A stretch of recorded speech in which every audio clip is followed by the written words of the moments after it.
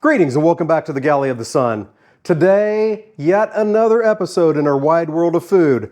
Going to Mexico again, one of my favorites. Today we're making chilaquiles. Now I'll tell you the truth, I have never made these before. But when I told my coworkers who had grown up with a Mexican cuisine that I was making these today, all of them wanted to come over. Now, I didn't want to embarrass myself. This is the first time I've ever made them, so I didn't let them come over. But we're going to give this a try. Okay, so another admission, the master plan was Greg was going to smoke some chickens on a Sunday. So we had extra smoked chicken to shred up for chicken and noodles on Wednesday, and then I was going to make this on a Thursday. Well, because of a lack of some supplies, we didn't end up doing that. So today I'm going to smoke my own chicken, but I want you to know that this is a fantastic recipe if you do have leftover smoked chicken. Now, there is a ton of different ways to make this. You can make it with a green sauce, you can make it with a red sauce, you can make it with a mole sauce. Today we're going with smoked chicken and a green sauce. So I need to get the chicken smoked. That's the longest leg of this. What I've been doing is brining my chicken for about the past 6 hours and some Sweetwater Spice Trace Chilies brine. If you are a frequent viewer, you know we absolutely love this stuff. This stuff is incredible. So I'm going to get these out of the brine and get them seasoned up. Also, if you're a frequent viewer, you'll know that we love the Cattleman's Grill spices. And this Mexicano is one of my favorites. We haven't found one yet that we don't like. We've used the California Tri-Tip, we've used the Italiano, all sorts of different ones. But this Mexicano makes absolutely great taco meat, and anytime you're cooking something with a Mexican flair, it gives a great, great flavor. So I'm going to season my brine chicken with some Mexicano seasoning. All right, and then these are going out on the smoker. Right now, my Yoder YS640 grill is preheating to 225 degrees. I'm gonna put these out there in direct heat and let them smoke for about an hour. That's plenty of time to get some delicious smoke flavor and to get them to 165 degrees internally, which is what we need them at. So we'll see you then. So we'll see you in a bit. So let's head out to the smoker. That's the one I like. There, editor, the third one. Yeah, okay. All right, smoker's at temperature. Let's get these on. So we're gonna put these as far away from the fire as we can get.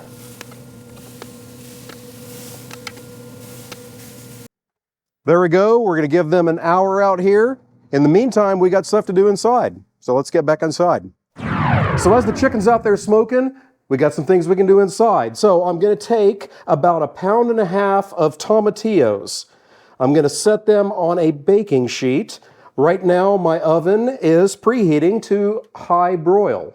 To our sheet pan we're going to add a poblano pepper and 1 jalapeno. So these are going to go in under the elements for about 5 minutes. Then we're going to pull them, flip them, and give them another 5 minutes. Then we'll see you for the next step.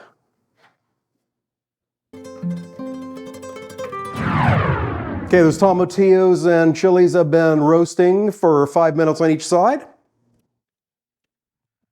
Now we get them pulled out of the oven. Then the tomatillos are just going straight into this blender pitcher.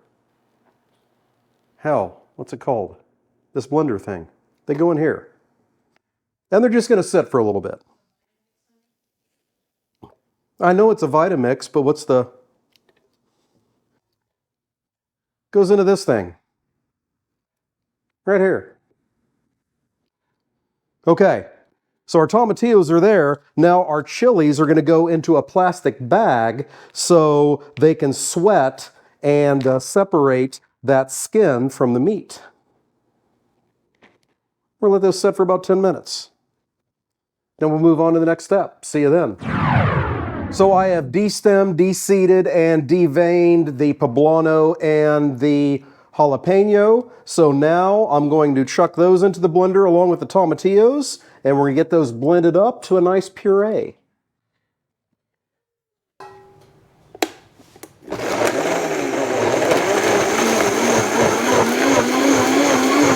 I've got one large sweet onion that has been finely diced, and anywhere between 3 to 6 cloves of garlic. I'll tell you, I say this often, don't listen to me, look down in the description for all the ingredients and their amounts.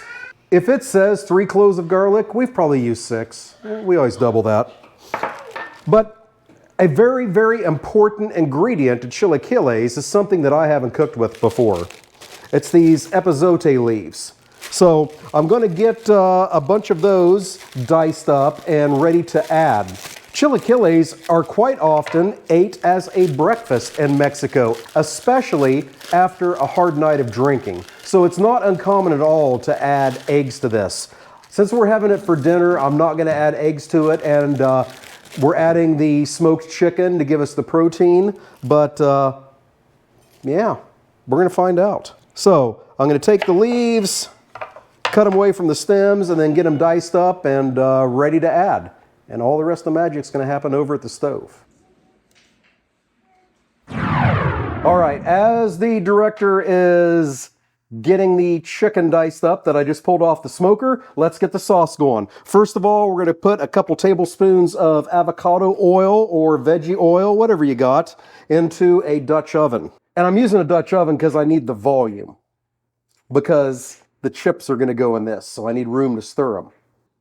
Now in with that oil goes about somewhere between 1/2 to 3/4 of your onions. We do want some to put on top of our chilaquiles. These we're going to cook for about 5 to 7 minutes until they're good and translucent. As those are going, let's talk about the puree we made real quick. I chose to use a poblano and a jalapeno, and I chose to de-seed and de-vein both of them. If you like more heat, you can definitely use 3 serranos and keep the seeds in there, or any variation in between. Use a poblano and 2 jalapenos and don't de-seed them. So it's all up to you. The onions have been going for about 5 minutes. They're good and translucent. Now in goes our garlic, and we're going to stir that and cook it for another minute. All right, everything's good and aromatic now. Now goes in our tomatillo and chili puree. We're going to add this, and we're going to keep stirring it pretty much continuously until the sauce thickens up a bit for about 4 or 5 minutes. Okay, the sauce is good and thickened up. Now in goes our chicken broth and a good healthy pinch of salt and pepper. Now we're going to bring that to a boil. All right, let's talk about the chips real quick. So if you don't have a source of good, thick, fantastic chips, then make your own is my recommendation. But luckily, our local Mexican grocery store chain, Ranch Markets, makes these incredible, delicious, thick chips right in the store. So we're always stocked up on them here. All right, so our sauce is now at a boil. It's time for the final steps. We're going to stir in our chips and make sure they get fully coated. And our epazote leaves.